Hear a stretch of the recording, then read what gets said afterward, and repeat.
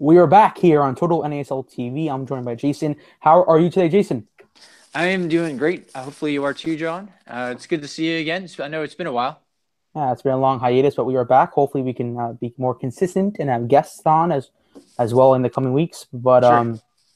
yeah. So let's talk about NCFC. You guys, like you said, in the pre-show, as we were calling it, we were talking about NCFC and how you guys might make the playoffs, or you will, for the first time, which is very exciting for North Carolina FC Absolutely. supporters.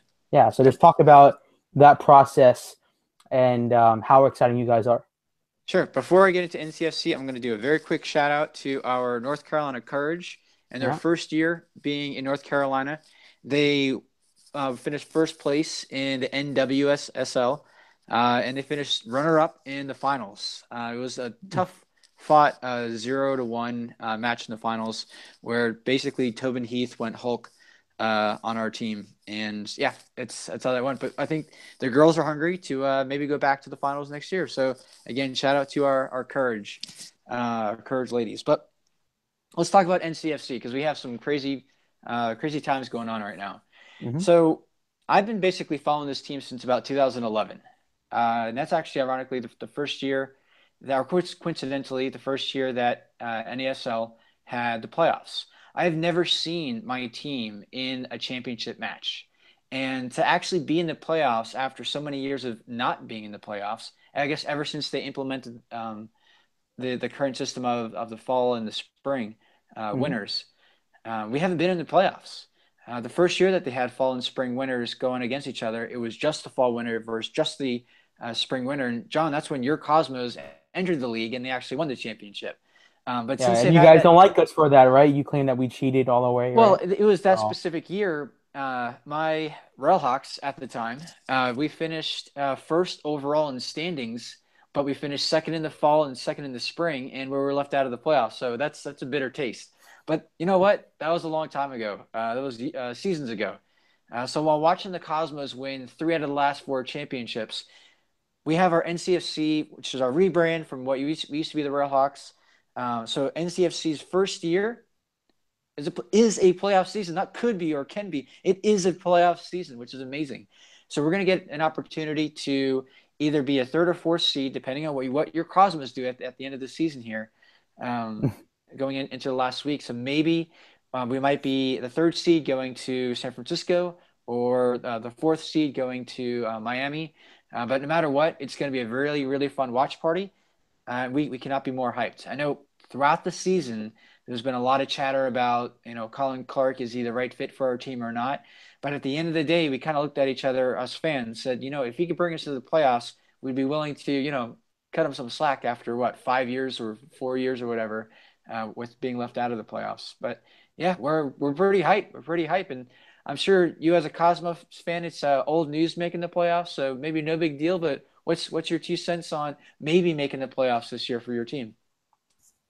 it's hard, like you said, a team that wins championship after championship, and there's no struggle per se to qualify. Now there is struggle. Now there is what if the Armada win and we lose, right? So You it's sort of expect to be there every year. yeah. Like it's sort of hard when you have that expectation and like see like this season it wasn't sort of our fault because in the off season like we had a new owner with Rocco and we had a short time trying to put the team together. So that's sort of our that's the reason why we are struggling because Yeah, if we well, they would had a have lot had of superstar defects over the past couple seasons, so yeah you're missing that world renowned name that like a Raul or yeah I mean you guys hmm have been loaded the past few years, so definitely a downgrade in talent technically, but still a competitive year you guys put together. yeah it's not a bad squad. It's a mix of older guys and some new guys that we got to love and got to know a bit more. You know what I mean? So, um, yeah, we expect to make the championship semifinal. I hope it's the third seed, so we get to face the Deltas and not Miami FC, or maybe we do face Miami FC and we get to beat them and then face the Deltas or NCFC in the final, which would be Yeah, exciting. And you well, you guys know would what? host it as well. So, It's a win-win in a few ways for us NCFC fans because if we're the third seed, we get mhm. to go up against the Deltas, which is a long trip for the team. Now, we have never beaten the Deltas yet. Now, we tied them the last time we played them, but we've never beaten the Deltas. So that would definitely be a mental hump that we would need to get over. But if we ended up being the 3 seed, and if we actually beat the Deltas, we would be able to cross our fingers to maybe host the 4th seed in the finals. But looking at Miami, what if NCFC is the 4th seed? We are actually the only team in the NASL right now that has a winning record, not just beaten, but a winning record against Miami. So Miami doesn't scare the squad. So either way, we'll take it. Let us go to Miami and play a team that we actually have confidence against and success against, or let's go play San Francisco with the hope of maybe hosting a championship. Yeah, the Cosmos and Miami FC, we just can't stop scoring goals against each other. That's like 3-3, 4-4. You know what I mean? So I think It's been good matches, yeah. yeah, a semifinal in that sense would be very exciting as well. But like the league, they announced today that all the games will be on beIN Sports, so that should be very exciting. Our national TV deal, or the NASL's Sure. national TV deal, not ours. Yeah. Imagine we were on beIN Sports. Imagine that. Imagine that. Imagine the views. The clicks, no, yeah, it's great. No, outside of just being on ESPN3, which I mean it's a little bit limiting, but even though Mhm. I mean there's ways to obviously have access to watch ESPN3. I'm watching it all the time. I feel like, but I feel like beIN is more international exposure by far. Yeah, I heard someone say that it's like amateur beIN Sports, like it's not professional, and I don't believe that. Right? beIN Sports is like It's not your top tier Mhm. soccer viewing. I mean, if I'm going to watch soccer in America, I'm going to watch typically Fox One or Or Atlas. NBCSN. Yeah. Uh-huh. Yeah, so I mean, there's definitely some go-tos that people know of in America that's their that you watch your soccer, consume your soccer, but internationally, beIN's very well respected. So I definitely hear what you're saying that it probably deserves more respect as a sports watching channel in the U.S. Yeah, but that wasn't the point, right? Like that, yeah, like can people watch it on a consistent basis? You could, right? But it's behind a paywall. But the quality's still there, right? They show the Italian league, they show La Liga, and so on. So for the NASL to be next to those leagues and those clubs is Hey, massive. at least it's not on. At least your games are not on Lifetime TV like the NWSL games were for the women's league on You Lifetime TV all season. don't Oof, like that? that was a blow. That was a blow to the gut. Yeah, and the Lifetime game of the week always had to be in the middle of the day. Why? Because their Saturday movie of the night what took precedence. So Oof. we're hoping that for the women's league that they might move over to maybe a better option. Maybe they But won't, right? Because Lifetime they own a piece of the league. So maybe more yeah. time slots on Lifetime. So They just yeah, have to do let's a better change better the job marketing it. subject. Yeah, Yeah, yeah, okay, yeah. No, it's not nothing total hurts. W. Yeah, it's not NWSL. It's a chat over I'm just here. sorry we have a championship caliber team. It's like, wait, but potentially we have two championship caliber teams this year. Who knows? Who knows? Yeah. So going back to the NCFC chat, Jason, when you came on my podcast earlier in the season, I told you that Colin Clark is sort of like the Arsene Wenger of um, the NASL. That's just enough to hang around. Yeah. Imagine if he's around for another 5 more years. Oh wow, I would love to even have the team and still be alive. I mean, there's no predictability in it as far as teams in the NASL go, how long they stay around or not. Yeah. I mean, shoot, you have last year Rayo OKC, a team who makes the playoffs in their first year. They don't exist this year, and you have this year the Deltas, their first season, they locked up a 2 seed in the playoffs. They may not be around next year, so there's no dependability, unfortunately, in this league. You don't even know if this is going to be a Division 2 league next year. So that there's so much unpredictability for teams that are not MLS. I mean, shoot, even if you are an MLS team, you could be the Columbus Crew, and you have no idea where you're going to be located next year. There's no dependability in soccer. You could have the longest streak in the world of making the World Cup, and you don't even do that. There's no dependability at all. I'm sorry. But yeah, but that's a sad thing, right? In the NASL, when you have, that you said, like 12 teams, and half of those teams are not here right now, right? And when you look back, you can say, well, we could have had 20 teams right now, and we could have been a more successful Division 2 league, and so on. So, yeah, hopefully in the future we do have these teams staying around for a bit longer. Yeah. Mhm. We have, correct me if I'm wrong, we have two teams from California joining the league next year as of right now, right? Yeah, very exciting, right? Like San Diego, Yeah, Demba Hazard, right? Now they named yeah. it 1904. What are your thoughts on that name? Well, I mean, it's a smart, I should say, it's a clever name on how they actually came up with it, Hmm. being related to the initials for SD in terms of where it actually falls in the alphabet. So the S being the 19th letter, and D being the fourth letter. I mean, it's clever, but I mean, a little nerdy. I don't know, but it was interesting how they came up with that. Yeah, like I was watching some videos today about like Demba talking about the team, and they made an announcement today, um, or was it yesterday? They announced their general manager and that they're going to build a stadium in the next couple of seasons, which is very exciting for a new club that hasn't been on the field yet. Um, but it seems like a club that has a lot of ambition, and I think that's very exciting for the NASL because like a lot of owners build up this excitement, like the Armada when they came into the league. It was like wow, like I didn't think they played a first game at the Jaguar Stadium, um, and then like as we all know that their owner Mark Frisch sold the team to the league, and now they have a new owner, and now they're doing so much better.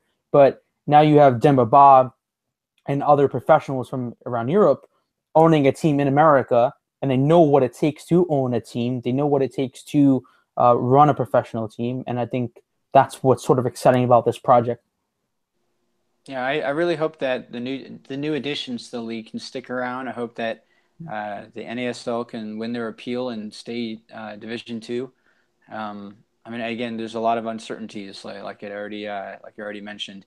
I mean, Mm-hmm. even on our NCFC side, we're going for that MLS bid, which is a big deal here locally. I mean, worst case scenario, we still have our NASL home, but trying to go to MLS. I mean, honestly, with MLS only taking four teams over the next, what is it, 3 4 years, we're that fringe fifth team in a lot of people's eyes that are just going to be right on the outside, especially with if Columbus ends up moving away to Austin. I'm sorry, not Austin. Was it Houston?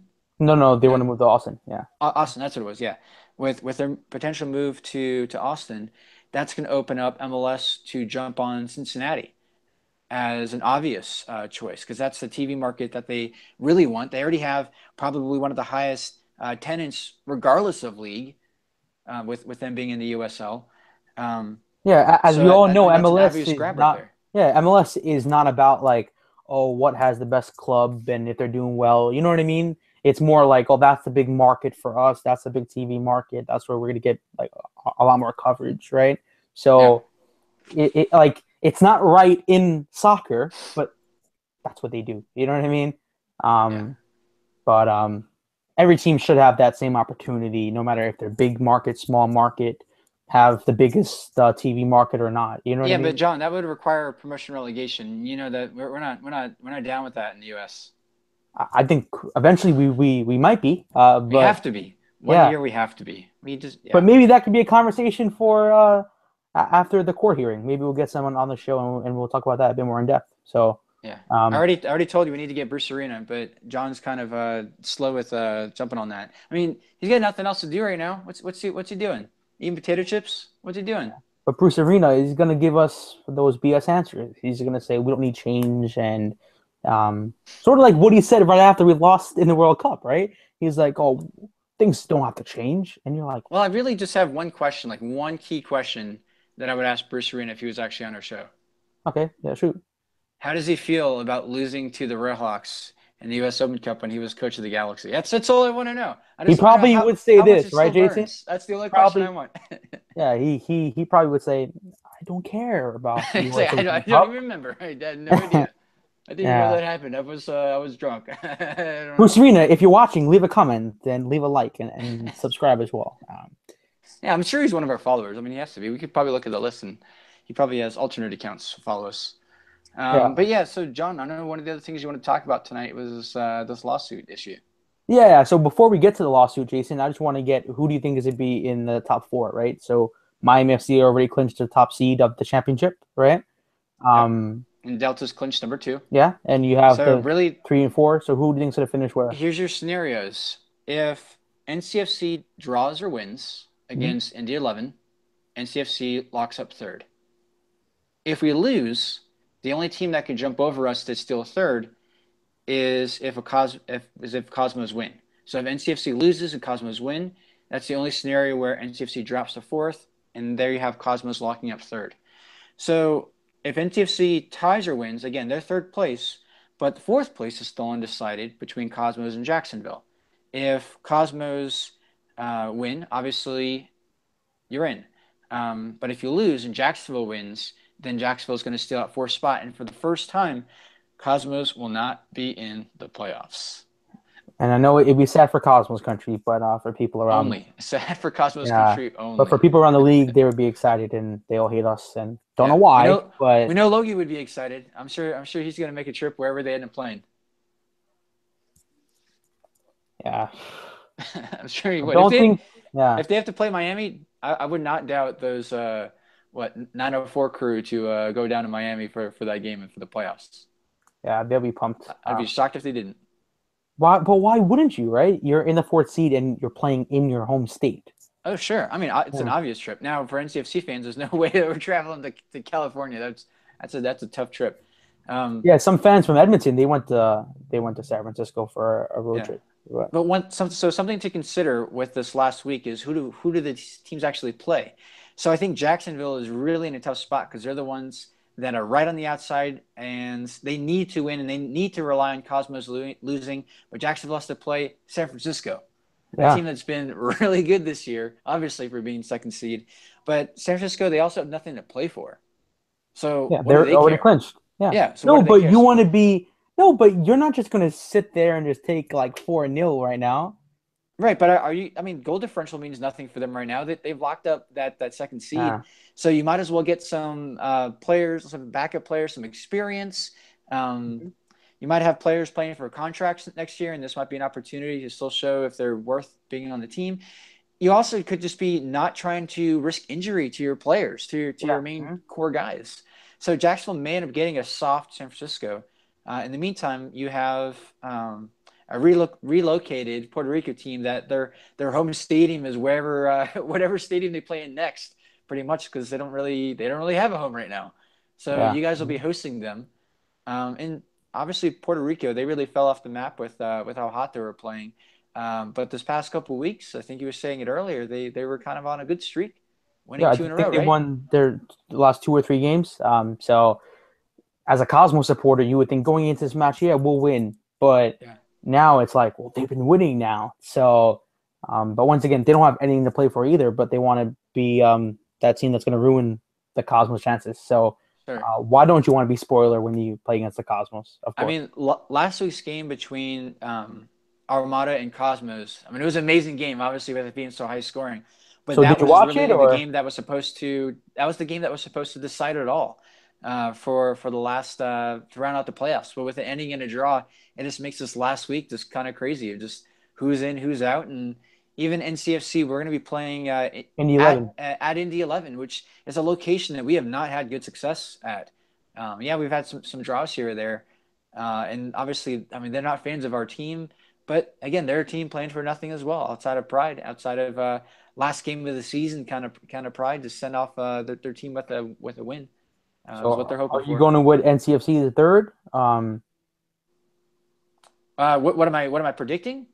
I'm predicting I'm predicting that we're going to draw Indy 11, and we'll limp into that third spot with that. And as far as the fourth spot goes, I think it's just stacked in the Cosmos' favor to be that fourth seed. I think Armada. There's a lot they have to rely on, and they have to travel across the country to San Francisco, which is never easy. And they're playing a caliber of a team. If they actually play their starters, especially with their, well, I shouldn't. Yeah, I guess they are the second seed, so they've already clinched playing another home game in the playoffs. But yeah, that should be your final four with Miami, San Fran, NCFC, and Cosmos. So do you agree with that? Yeah. I think either way, the Cosmos are going to be in the championship somehow. If it's a third or fourth seed. But I'll be happy with a fourth seed. And would you prefer to play San Francisco or Miami if you're a Cosmos fan? Both teams are decent teams. You know what I mean? Like the Deltas have Mark Dos Santos. We played a final against him with the Fury. So both teams deserve to be there. But I think I would fear Miami FC. But you have to play them either in the semifinal or in the final. I think I would rather play in the semifinal, right? Because at least you get to go to the final, and then you sort of just put everything on the pitch when you play Miami Sure. FC. So, yeah, I think I would rather play Miami FC, win or lose. I think we have a good chance because we have to go away, and we've played there multiple times, and we drew. I think it was like 3-3, 4-4, and we went back and forth. But I think we have to be a bit more tight at the back if we do play Miami FC, because in a semifinal you can't be down like 4 goals, or you know what I mean. You can't Right. always rely on scoring a goal I like mean, that. every time you get up one goal, it feels like the world Yeah. in the playoffs. I'm sure. Well, coming from a team that hasn't been in the playoffs for a while, I can only imagine that's what it's like. But on our side, NCFC, I'm not trying to give locker room material to Miami fans or Miami team that are probably watching the show right now. Yeah, the whole team is watching the show. The whole Nestle's team are watching the gathered show. around YouTube right now. But NCFC, we are the only team in the NASL that has a winning record against Miami. So Yeah. there's that degree of confidence that we have when playing a team that we've had success against. On the other side, with San Francisco, we have not beaten San Francisco even once this year. We only had, I think, just one draw against them, maybe two, but I know of at least one.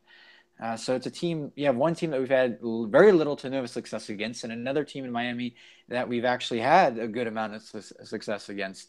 So, do you go with the technically better team that you do better against, or the, I guess, one notch below team that you are a terrible matchup against? But I don't know. The reason why I say you go for that third seed and you'd be happy playing that as a third seed, even if it means going to San Francisco, is you have that outside chance of potentially hosting your Cosmos in the finals or Jacksonville, whatever it is. Yeah, And but that yeah. would be hype. That would be lit, as the kids say. So let's move on to the last topic, and then we'll take the question that we have here from Jose on Twitter. But the last talking point here for us is NASL v. U.S. Soccer Federation lawsuit. There has been a lot going on this one topic. We're not going to discuss the whole thing. We are just going to just talk about the basics here. So what the NASL is seeking is two forms of relief. Number one is everything stays as the status quo until we get an official decision from the court. And two, professional league standards will be struck down if the NASL can get their second form of relief. So the whole reason why they're suing the U.S. Soccer Federation on an antitrust lawsuit is because they send in an application for Division Two. They wanted a proper or full Division Two, and they got denied. So as we all know, some of the owners, they want to be a Division Two league. They want their club to be in Division Two. They don't want to go to USL and be shut down as a league. So that's why they're suing U.S. Soccer and saying that like it's not fair. We're not getting fair treatment, and everything's coming up now that like Soccer United Marketing wanted to buy the Cosmos, and the NYCFC president emailed the former owner of the Cosmos with a offer for $5 million, and so on. So like all the little details are coming up in this case, and a lot of people are saying that the NASL will win their first form of relief, which is sort of optimistic. I think I don't know for sure. I'm not a lawyer or anything, but it's pretty like it's sort of hard to take because as a Cosmos supporter, this sort of decision, like it all depends on the club now, right? So if we do get the first form of relief, then we will be around next season. If we don't, then I could believe that our club is gone because Rocco doesn't want to own a team out of Division Two. So this whole case is very important for the Cosmos, and I know a lot more people in the league really don't understand the impact or the importance of this lawsuit because, like NCFC, they have an escape route to MLS eventually if that's where you end up going. If not, maybe USL, right? Because that's sort of the same model as USL. So when you put it like that, like a lot of people are saying like oh why are the Cosmos like going hard on this? So why do you care so much about this? And the whole reason is because we want to see the Cosmos stay around. And I think a lot more people outside of New York City don't understand the importance. They don't understand, and I'm just going to put it like this: they don't understand that it's sort of like the Cosmos against U.S. soccer. That's how it feels like, because they don't want us here, but we live in America. You know what I mean? So that's sort of how it feels at the moment in Cosmos country. So that was a lot. I haven't Yeah. been following the lawsuit as much as you have. Yeah. So I just want Um, to know your thoughts, right? So the so North America Soccer League is suing, yeah, U.S. Soccer. yeah, Hmm? one thing that I can't forget is that the NASL, we have an inside guy in Stephen Malik who sits on the board of the USSF. So he's a voice on the board Yeah, but who, he can vote, right? Steve Malik can't vote on issues that have to do with the NASL because that's a conflict of interest. but he's still a voice, even though he doesn't have a voting ability. Hmm? He still has a voice with with other board members. But with that said, he's the one owner, like you already mentioned, Hmm. who is looking for that out of going to MLS because we have our 919 to MLS bid, and I know that we're still kind of an outside shot, but it's that like you called it an escape route, potentially. Now, one of three things is going to happen, as far as I see it. Either one, by some uh, fortune or grant of luck, we get a chance to stay D2 as a league. NASL gets a chance to stay D2. USL probably will stay D2 as well. Wouldn't be surprised if that stays consistent for at least another year. So that's the first scenario, and I think that's probably going to be the healthiest for the NASL by far.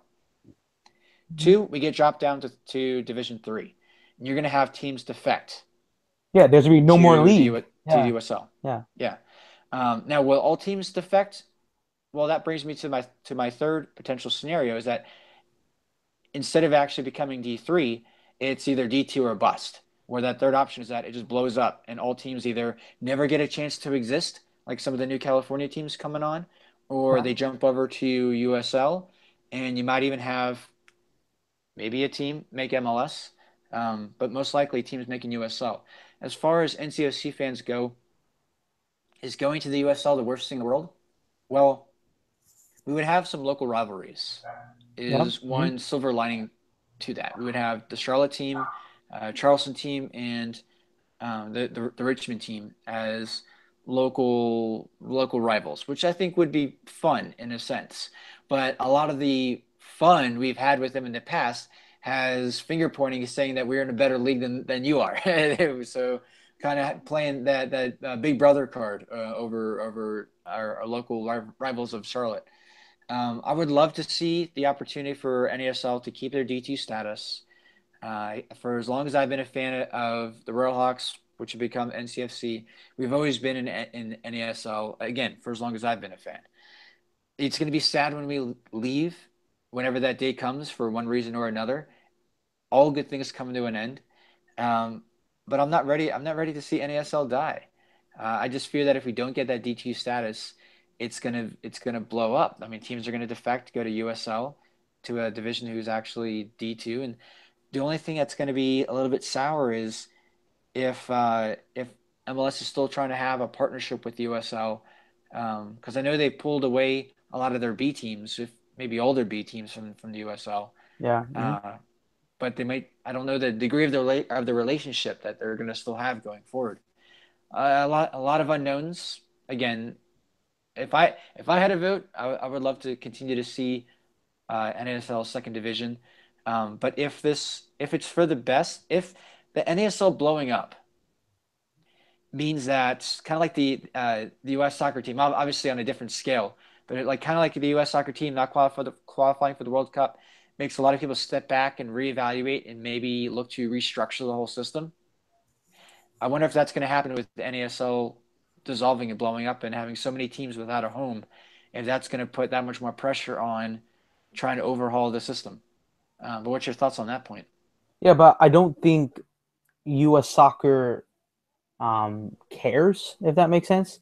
They Like, have to. They're going to no, have no, to. no. But the problem is this, right? If they did care, then this would have never got into a lawsuit, right? So like I'm gonna give you this example, right? If you're in school and you make one mistake, you don't get expelled, right? You might get like, okay, you have to do your time, and you know what I mean, right? So that's sort of what's going on here, is that they made one mistake, and this is under new owners, right? New owners now, the Cosmos, Steve Malik. These owners were not around when they started the NASL, right? So new owners doing their own thing and trying to be successful in their own way, in their own market. So the point I'm trying to make is that this shouldn't have been a lawsuit. This shouldn't have gone to a lawsuit, because U.S. soccer should have been more accessible. They should have been more open to talk about this, because, okay, you don't believe the NASL is a decent D2 league? Then just give provisional Division Two for another year. What's the point? Like you just said, what's the point? Okay, USL, NASL, Division Two, provisional. Have another season to work out your two leagues. Like the USL, they said that that they're going to have for next season, because they don't meet the stadium requirement. They're just going to have more seating or move different stadiums and so on in their markets. So great for them. You know what I mean? They're working out their own league. But why doesn't the NASL get more time and get more time to fix everything? And now there's rumors that there might be more teams coming into the league, beyond the expansion clubs that have been announced. NPSL clubs. And we have a question from Jose that says, hashtag ask total NASL. Any details about the NASL teams funding NPSL soccer teams for the next season? And yeah, there was a report. I forgot where it came from, what media outlet, but it said that multiple clubs will have, or some NPSL clubs will make the step up to the NASL, some for 2018, and I think one was the Jesters of New Orleans for 2019, and some of them will be funded by current NASL owners, and those owners are Rocco, I believe, the Jacksonville owner, Robert Palmer, and Ricardo Silva. So three really ambitious owners that have money. Of course they do. They're billionaires. So what are your thoughts on that, right? So you have some semi-pro amateur teams that might make the step up or will make the step up to professional soccer and will be funded by three owners in the NASL. I think until they get their own investors or find people that have the resources in their market to own their team. Yeah, I think it's healthy to have multiple levels, even within your own, under your own banner. I mean, for North Carolina FC, we have our senior team, which plays in NASL, Mm-hmm. and we have multiple levels below that. I mean, going all the way down, we have, I think it's the largest ownership pyramid across the entire United States, of Yeah. going Mm-hmm. from your senior team all the way down to the youth leagues. I mean, I think it's really healthy because it grows the game on so many different levels, and it gives yourself your own pyramid of potentially, I guess, having your own senior players. I mean, that's why MLS teams made their B teams or their two teams, is to Yeah. have almost their own farm system within their own banner. So I think it's healthy that owners are looking at having an even lower division team that can still be a partner with their senior team. I think it's a healthy idea. No, the question was, these teams are going to be in the NASL, right? So, okay, so go back. So these Say that again. NPSL teams, right, are going to make the step up to the NASL, and some of them will be funded by three NASL owners. So they will be, you know what I mean, right? Oh, So they're paying. well, that's no big deal. You could have one owner own multiple teams. What's wrong with that? No, no, no. I was just asking, what are your thoughts? That's how it used to be. I mean, shit, you had the league owning multiple teams at once before. You Uh-huh. had who was it that owned the Royal Hawks? Traffic That Sports USA. Now they're in Yeah, Traffic prison. Sports. So Traffic Sports owned like half the league at one point. So I uh, mean, we've seen it before. You just have to be careful of it not being corrupted, like in Traffic Sports situation, where they put all the resources that they're getting from all their teams into one or two teams, because that's happened already. So you got to be careful with it. But it's not like we haven't seen that before. yeah, let's just put it out there that the three owners that will do this, that are decent people, they want to see U.S. soccer be successful. Well, everyone's decent until they're not. Yeah, but from what we know, right, Rocco Camiso, great guy, met him multiple times. He owns the Cosmos, and That's strike one. I'm just kidding. yeah. Go ahead. So two, we have Ricardo Silva, who walked into MLS office and he put $4 billion down on the desk and said, "We need ProRel 10 years broadcast deal," and they said no. So yeah, he has a lot of money, and he knows what he's doing with Miami FC. And we'll see what's very interesting about Ricardo Silva is that he said, like, I think a lot of owners, they think like it's gonna get big in like 4 years, like their team. And he was like, no, this club is like for a generation. You know what I mean? Like people are really not gonna get behind it. It's like a massive project. And I think that's really cool to see because a lot of people are like, well, we're not having a lot of people or we're not getting rich or whatever, right? And then they just sell it on. Okay, we never knew how much this would cost to run this team. But Ricardo Silva, he's in it for the long haul. He understands what it takes to be successful because he works for these people every day, right? His business is MP and Silva. He buys content like live sport, so the NFL and other leagues, and he sells them to other people so they can show the games to the people. So he understands sports. And Robert Palmer, he owns his own company called I think RP Funding. So three smart businessmen, three people that know the sport and want to be successful in their own market and with their own club. So will it work? I hope so, because we need it to work for the NASL to be successful as a league. Cosmo supporters, we want this and we need this to work because our club needs to be successful. As a whole league, you know what I mean? Like without the league, we're nothing. So I think as a Cosmo supporter, everything they try to do, it needs to come off good. Because if it doesn't, then the club would be in jeopardy once again. But I hope there's a timetable. So if Rocco and Ricardo and Robert are saying, okay, we're going to put X amount of money down, so you can come into the league and we can get more teams in our lineup. I hope there's a timetable to get people in the door, because like the Silverbacks, they had an owner, and then the league owned the team, and then the league said, "Oh, only one season," and then now they're not going to have a team in the NASL anymore. Now they're in the NPSL. So I hope that doesn't happen. That like the people that are in charge of the club there in that market don't like try to sell it to the league. You know what I mean? And then it just turns into like a league-owned team and so on. And I think that's my one problem is that I hope it doesn't get to that point. I hope it like those owners fund the team and do whatever they have to do financially to keep the team afloat. But hopefully there is a timetable and people are actually working on trying to get investors to own the team properly. So Rocco and company don't have to own the team forever, right? Because see with Major League Soccer, some owners own half the league so they can be successful now, and see they all have their own owners. But in the NASL, maybe that's what we have to do to be successful. But hopefully there is a time where outside investment come in. And I read something very interesting, and then I'll get your thoughts on this, and then we'll end the show. See, the NASL, they want the Professional League Center to be struck down. So that means that U.S. Soccer can't rule on who's in what division. There's no divisions anymore. So that's very interesting.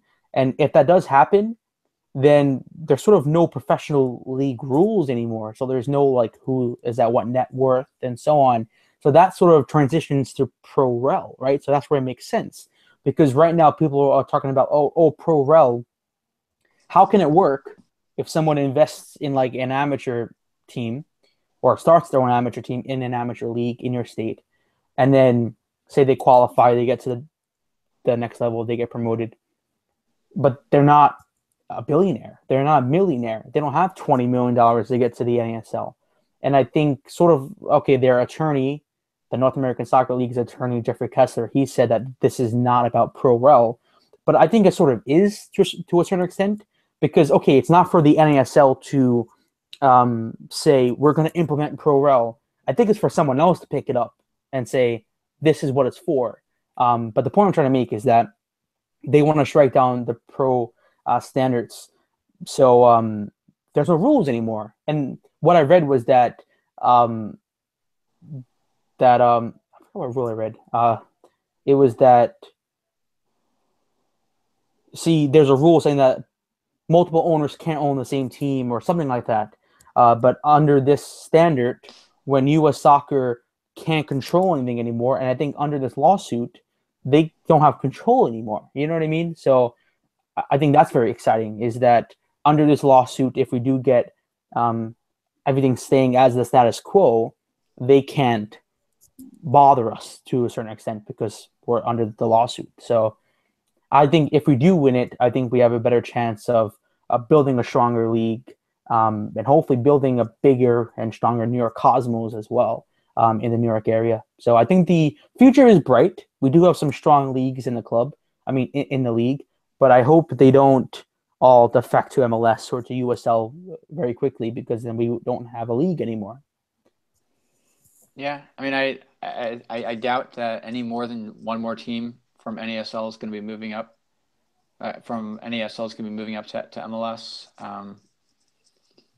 As far as that point goes, but yeah, I mean, you definitely brought up some ideas there with the article that you read regarding a potential restructure. I guess the big issue that I guess hasn't been brought up, not to open up a can of worms right at the end of our show here, is college soccer. Yeah. That's a huge kink in the whole system on how to get a good solid structure of a pyramid going from youth to pro, when you have college athletics right in the middle of all that. I mean, there's a reason why you have there's a reason why you have players that play for a college, but they have no contract outside of just their travel fees, or like no paid contract outside of their travel fees.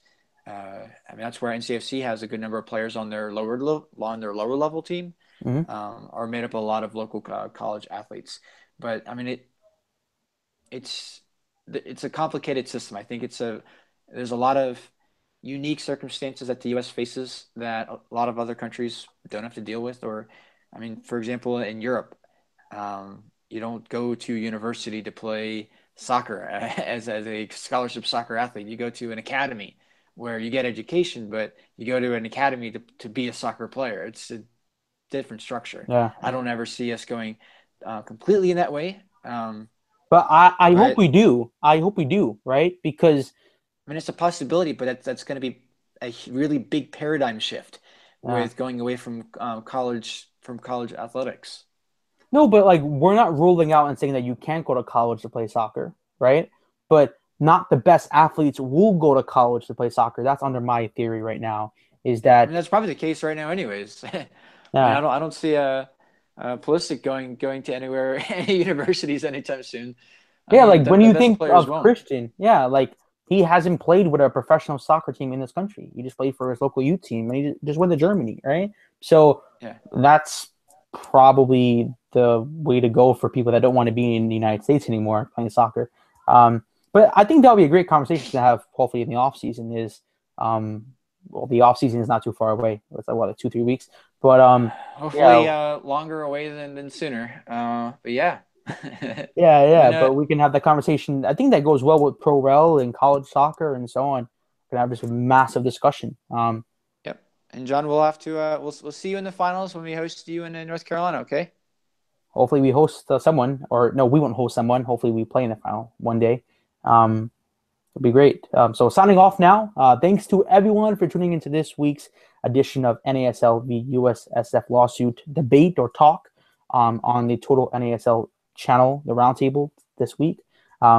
We will be back next week, hopefully with a guest talking about the semifinals, the championship semifinal. Hopefully the Cosmos are in there. NCFC, they're playing one of the two top seeds there. Is it going to be Miami FC? Is it going to be San Francisco Deltas under Mark Dos Santos? We have to wait and see. Very interesting. It goes down to the final weekend for the first time since I've been watching the league. I've never seen this happen before, and it's sort of At like, least for the Cosmos, it's the most exciting last week of the season. yeah, because we always like qualify already, and we're like, okay, we're done with the fall season. But it's going down to the final weekend, the final match day, whatever you want to call it. It is going to be a very exciting last weekend, and tune in to wherever you watch your games, ESPN3, beIN Sports, wherever. So we're signing off. See you guys next week, and hopefully we will have a guest on for the second edition of Total Yeah. NASL Roundtable. So Good night, everyone, and yeah, let's go Dead Whales. yeah. So just tell everyone where they can follow you, Jason. At Jason NCSU, easy enough. Um, yeah, I know right now I'm really consumed with my NC State Wolfpack football going on right now. We're actually having a good year, but obviously I'm still going to every single NCFC game throughout the season. So my sports are carrying me all different directions, but obviously I'm all locked in to see NCFC make a good run of it here. But yeah, follow me on Twitter. Mm-hmm. Uh, at me if you want. I don't care. Do it. Yeah, tweet him everything about what he talked about. Just join the debate on Twitter as well at Total NASL. You can send your questions. You can comment below, subscribe, like, do everything.